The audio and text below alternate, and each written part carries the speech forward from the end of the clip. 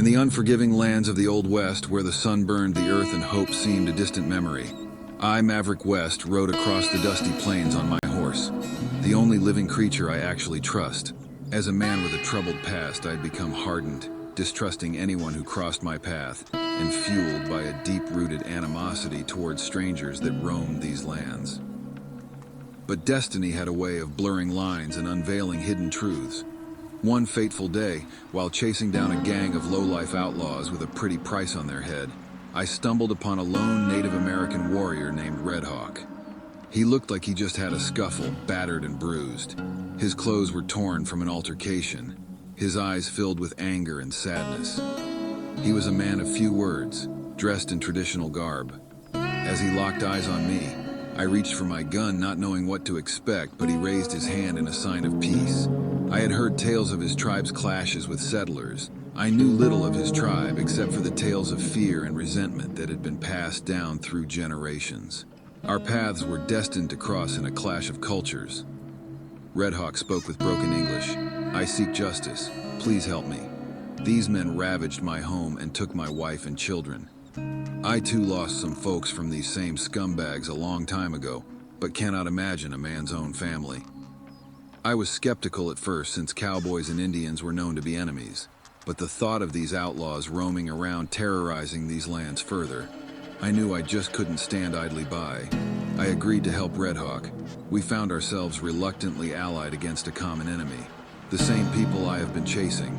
A ruthless gang known as the Black Fangs was terrorizing both our people, a large posse of cowards who preys on the innocent, leaving a trail of destruction in their wake. Despite our people's historical, deep-seated animosity, we knew that the only way to protect our homes was to help each other. As we embarked on our treacherous journey, Red Hawk shared further of his story, his tribe's tragic displacement, forced to leave their ancestral lands. As a man who carries the weight of my own past, haunted by the lives I had taken in my reckless youth, I can understand and relate to his desire to fix his own past and change the outcome. But no man, no matter what race, tribe, skin color, or whatever, deserves to have his family taken. I, on the other hand, would rightfully deserve the judgment of the Almighty. I figured that by helping this man, I can somehow find some form of redemption. We spent the entire night devising a plan to infiltrate the gang's hideout. As the sun began to rise, we set off together, ready to face any challenge that lay ahead. We disguised ourselves as travelers and approached the gang's hideout, a dilapidated old house deep within a dense forest. We managed to slip past the gang's guards unnoticed and carefully made our way to where the prisoners were held. Red Hawk's heart was pounding with both anticipation and fear. Couldn't say I blamed him, since he was worried sick about his family. I, on the other hand, was ready with my itching trigger finger. I was down to put an end to these douchebags and to crack some skulls. Not just to earn myself a pretty penny, but these lands would be a hell of a lot safer with these guys gone. With me going in guns blazing and Red Hawk's cunning stealth with his bow and arrow, all the attention I was getting from these gang members proved to be Red Hawk's advantage. One by one, their heads being pierced by an arrow from different directions thanks to Red Hawk. To be honest, with like 20 men's eyes locking onto me and the end of their barrel pointing at me opening fire, I wasn't sure I would have survived without Red Hawk's slyness. We managed to overpower the gang members, freeing the captive family. Tears of relief streamed down Red Hawk's face as he embraced his wife and children, grateful to have them safely back in his arms. But our mission was far from over. I knew damn well that the rest of the gang would come right back to bite us in the ass, so we concocted a plan to lead them into a trap. With Red Hawk's family safely hidden, we set up an ambush in an abandoned mine nearby, where the gang was sure to follow. When the gang arrived, guns blazing, we fought with every ounce of strength we had. I was so thankful that these guys couldn't shoot for shit, since we proved to be too much for the gang to handle. One by one, these low-life men ended up being no-life men. As the dust settled, Red Hawk's family emerged from their hiding place, their spirits lifted by the triumph they had achieved. Overwhelmed with gratitude, Red Hawk expressed his deepest thanks to me. "You're a true hero, my friend. I will forever be grateful for your assistance in bringing my family back to me." The man's English may be broken, but can damn sure straight speak better English than most fools I know.